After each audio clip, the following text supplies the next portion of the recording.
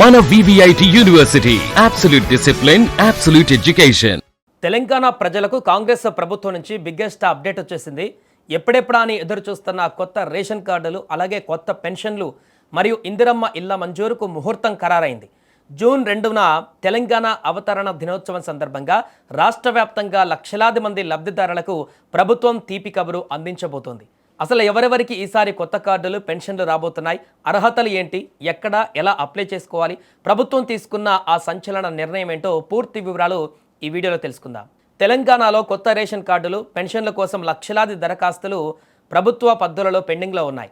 ఈ నిరీక్షణకు తెరదించుతూ రాష్ట్ర అవతరణ దినోత్సవమైన జూన్ 2వ తేదీ నుంచి కొత్తగా 2 లక్షల మందికి పెన్షన్లు మంజూరు చేయబోతున్నట్లు మంత్రి గడ్డం వివేక్ అధికారికంగా ప్రకటించారు.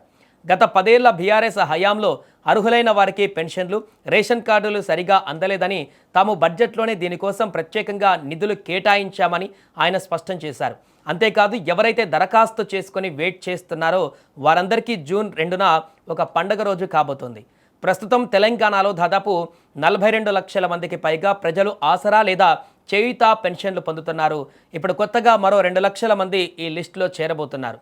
2026-27 ఆర్థిక సంవత్సరానికి గాను ప్రభుత్వం ఈ నిధులను గ్రీన్ సిగ్నల్ ఇచ్చింది. మరి ఎవరెవరికి ఈ పెన్షన్ వర్తిస్తుంది అంటే వృద్ధులు, వితంతువులు మరియు ఒంటరి మహిళలు, చేనేత కార్మికులు, గీత కార్మికులు, అలాగే హెచ్ఐవి బాధితులు మరియు దివ్యాంగులు. సో వీరికి కూడా వచ్చే అవకాశం ఉంది. ప్రస్తుతం రాష్ట్రంలో వృద్ధులు, వితంతువులకు నెలకు 2016 రూపాయలు ఇస్తుండగా దివ్యాంగులకు అత్యధికంగా 4016 రూపాయలు అందిస్తున్నారు.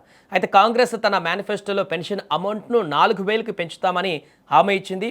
దీనిపైన కూడా త్వరలోనే స్పష్టత వచ్చేటువంటి అవకాశం ఉంది. ఇక పెన్షన్ల కంటే ఎక్కువగా ప్రజలు ఎదురు చూస్తుంది కొత్త రేషన్ కార్డుల కోసం. ఎందుకంటే రేషన్ కార్డు ఉంటేనే ప్రభుత్వ పథకాలన్నీ వర్తిస్తాయి. దీనిపై ప్రభుత్వం ఒక విప్లవాత్మక నిర్ణయం తీసుకుంది.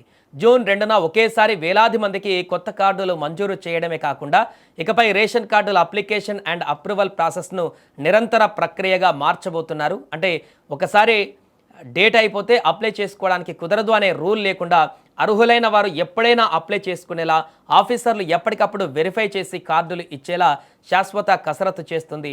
దీంతో పాటు పేదవాడి సొంతింటి కల నిజం చేసే ఇందిరమ్మ ఇళ్ల పథకం పైన కూడా మంత్రి కీలక అప్డేట్ ఇచ్చారు.